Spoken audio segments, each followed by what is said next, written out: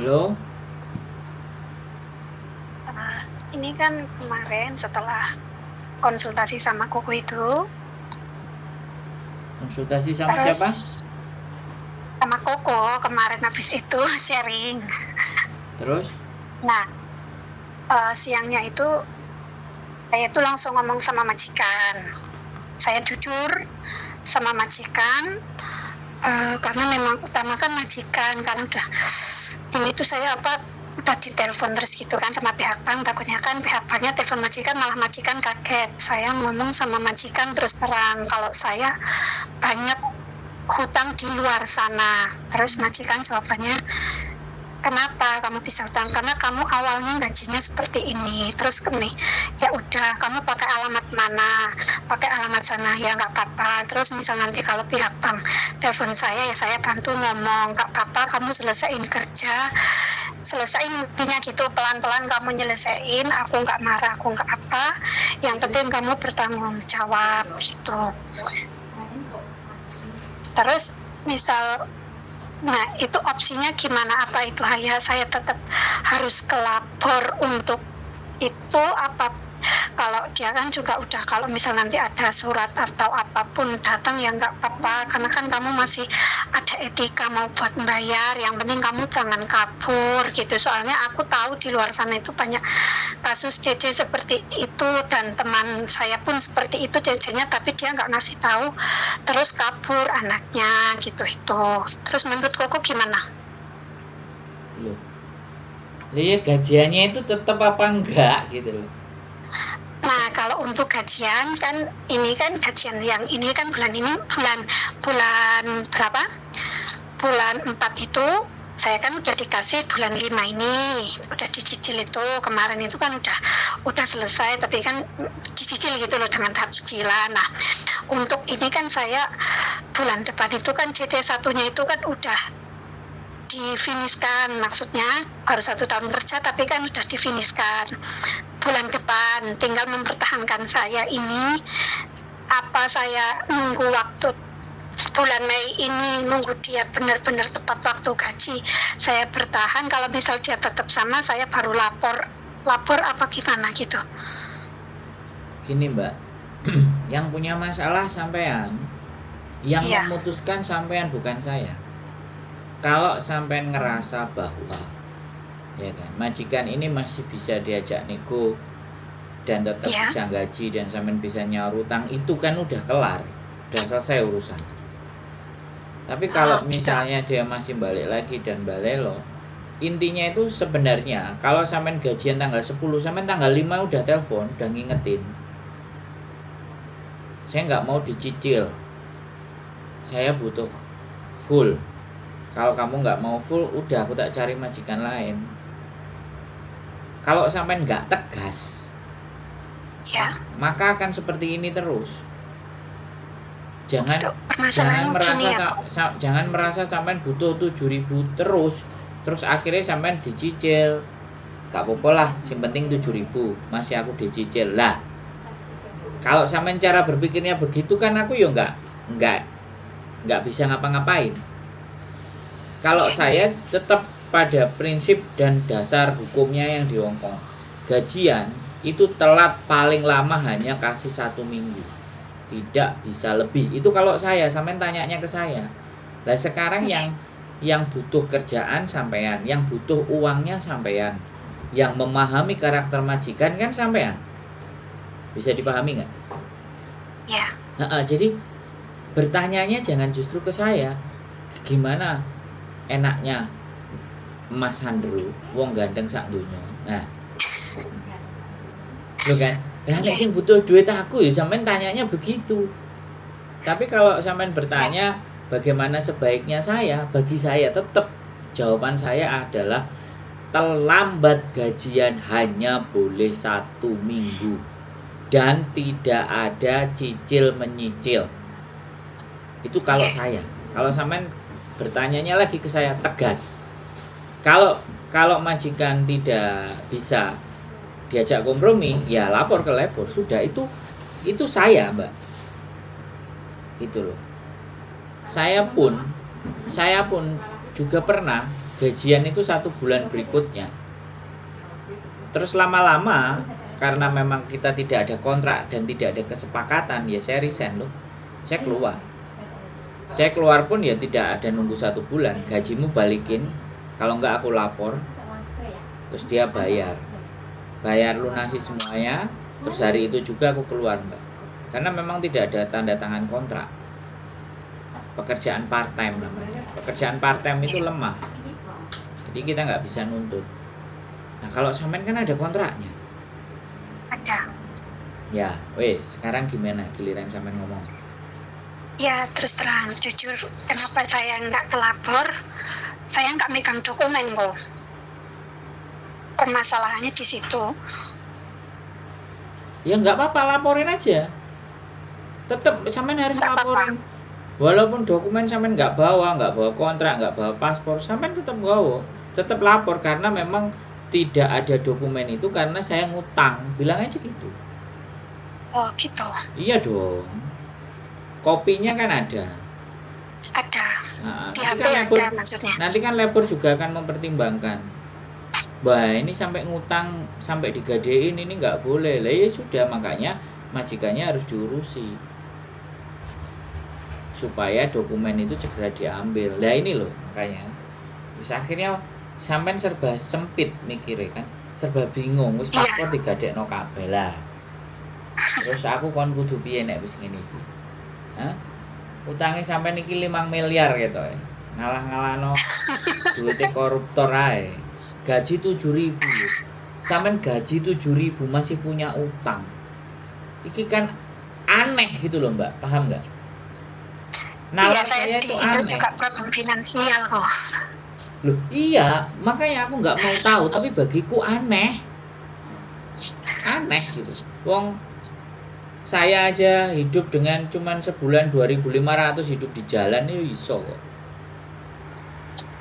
Tapi ya nggak tahu, sekali lagi ya sudah, kita nggak perlu bahas itu. Tapi bagiku aneh saja gitu. Wis jawabannya sampean mau macam-macam atau nanti netizen mau macam-macam, pokoknya aneh. 7.000 tapi sampean masih punya hutang. Ini aku bingung. Aku nggak maksud, tapi ya sudah. Kita tidak fokus di situ. Kita fokusnya adalah majikan harus gaji tepat waktu supaya sampean cepat mengembalikan. Kalau tidak, lapor ke labor. Terlepas sampean punya paspor, sampean kan punya KTP toh?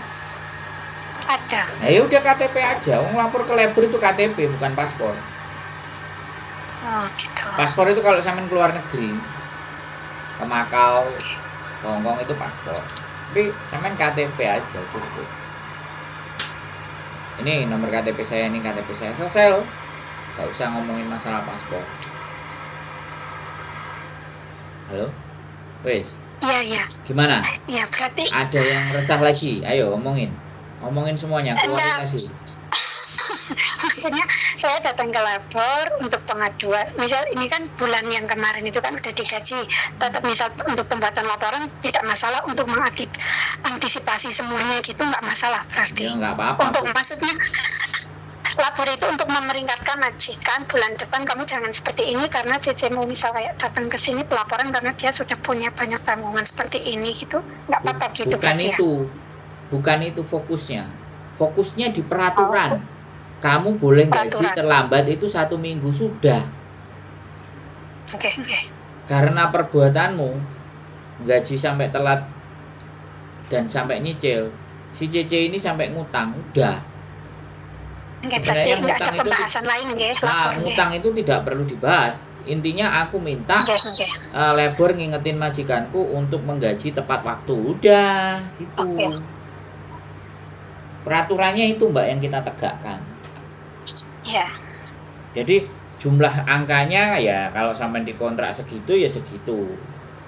Kalau dia yang 2.000 nyicil lah itu kembali lagi urusannya sampean.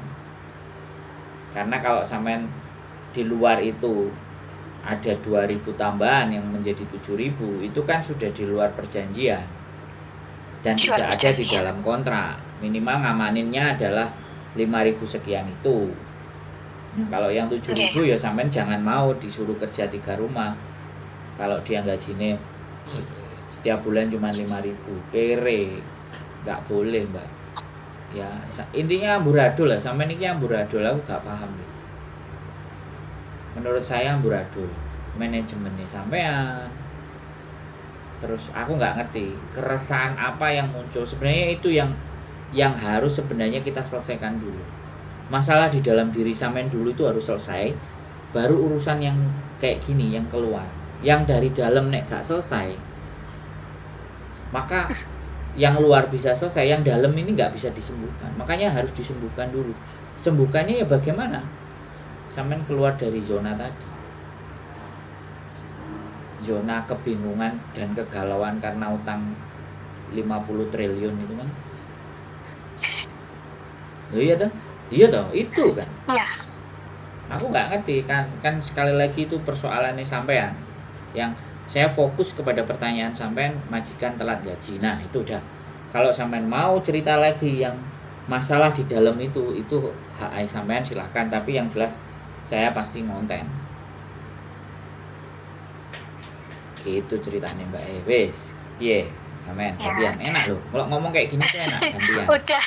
Ya cukup Ya ya. maksudnya itu pelapornya itu karena bahasanya itu bahasa sini yang mama bahasa Inggris juga bingung gitu, apa hanya sebisa mungkin ngomong lah. Itu kan kemarin Tania itu kan kirain Tania lapor, makanya kan dulu saya yang maksudnya saya udah bertanya sama Mbak Tania itu gitu. Nah ternyata kata Koko kok bahasa Indonesia gitu. Iya, setahu saya loh ya, setahu saya lebor itu ya bahasa Kantonis dan bahasa Inggris, setahu bahasa saya. Inggris. Tapi kalau sampean minta penterjemah, mereka akan manggil. Mereka akan manggil. Kapan appointmentnya? Kapan ketemunya? Terus butuh translator nggak? Butuh. Dia pasti manggil. Hongkong itu sudah disiapkan. Butuh translator, dia akan manggil orang kepercayaannya dia, pegawainya mereka, part timer, translator. Banyak yang orang-orang tua di Hongkong, Wagyu, orang asal Indonesia yang kerjanya jadi translator di lembaga-lembaga yang memang dibutuhkan sama pemerintah. Gajinya part time, jadi boleh kayak gitu mbak. Ya kalau sampean nggak bisa ya sampean download aplikasi translator di HP itu semuanya ada. Sampean tulis aja bahasa Indonesia. Sampean tulis dalam bahasa Indonesia, terus sampean tulis aduan sampean dalam bentuk bahasa Indonesia, terus translate ke bahasa Inggris. Nah, setelah tertranslate ke dalam bahasa Inggris, sampean boleh tulis di kertas. Caranya begitu. Tulisan Inggrisnya yang ada itu sampean tulis di kertas, sodorkan ke label. Atau tulisan oke, sudah jadi bahasa Inggris. Kalau sampean pengen lagi ya bahasa Kantonis, tapi translatean bahasa Cina kita juga nggak paham. Tapi nggak apa-apa, dicoba aja. Buka HP sampean, ada translate namanya, Google Translate. Tekan juga Google Translate. Sampean bisa memasukkan tulisan apa, aduan sampean tulisan bahasa Indonesia. Tak ulangi lagi 2 kali nih ya. Jadi saya sudah benar-benar ngajarin sampean untuk bagaimana caranya menghadapi kesulitan itu. Karena bagaimanapun nek sampean cek mikir mendem jero, kate melangkah itu mesti juga pasti sulit, angel, karena di dalamnya udah keropos, udah ada persoalan. Makanya aku jelasin sampai telepon lagi ya kan. Intinya pokoknya saya tetap bersikukuh, majikan harus menggaji sesuai dengan tanggalnya. 1. Kalau sampean nggak bisa lapor ke labor ya sampean silahkan menulis secara tertulis, bawa tulisan itu sodorin ke mereka. Sampean terus ngomong, bahasaku mamate, Van Ye, butuh ya apa? Butuh Van Ye, butuh apa? Butuh.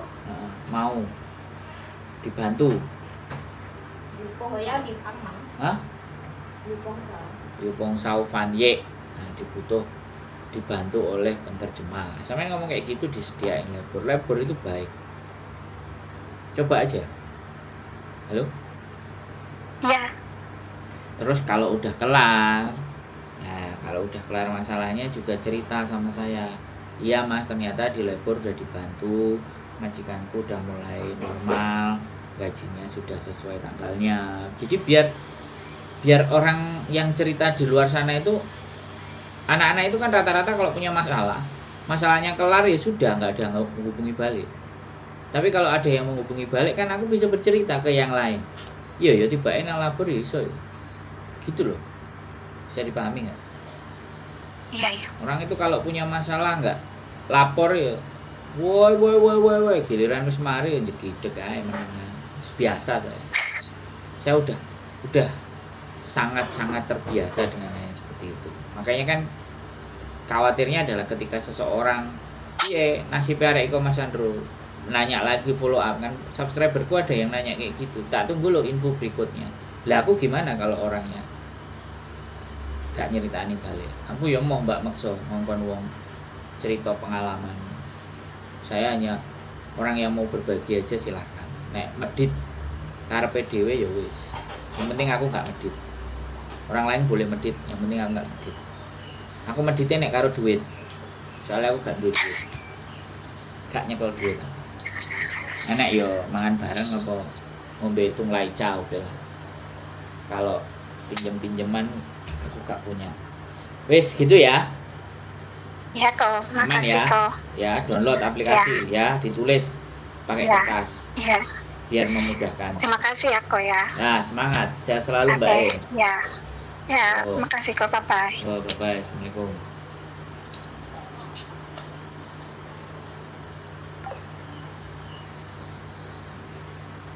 Jadi gaji 7.000 guys. Tapi yang tertera di kontrak 5.000 sekian lah. Ya 55 apa 6.000 lah. Atau 5.800 lah katakan. Dan mbaknya punya utang. Kalau mbaknya punya utang ini kan yang menjadi pertanyaan besar buat saya. Ya tapi saya sekali lagi nggak fokus ke utangnya dia. Aku fokus karena yang dia laporkan masalahnya adalah majikan gajinya telat. Dan sampai paspornya juga digadekan. Ini udah parah sekali. Aku nggak ngerti dihapusi kancane, apa dihapusi bojone, apa duitnya dintekno bojone, apa digawe bisnisan timah kemarin yang akhirnya disita sama pemerintah 271 triliun. Ya macam-macam lah teman-teman. Tapi intinya ya sudah, dia mau telepon, dia percaya dengan saya. Kalau saya bisa memberikan dan menunjukkan jalan ya gitu aja sih. Nggak berharap sesuatu yang lebih. Moga-moga teman-teman bisa menjalani kehidupannya dengan jauh lebih baik tanpa terikat utang. Keep stay tune my YouTube channel and see you next video. Bye bye.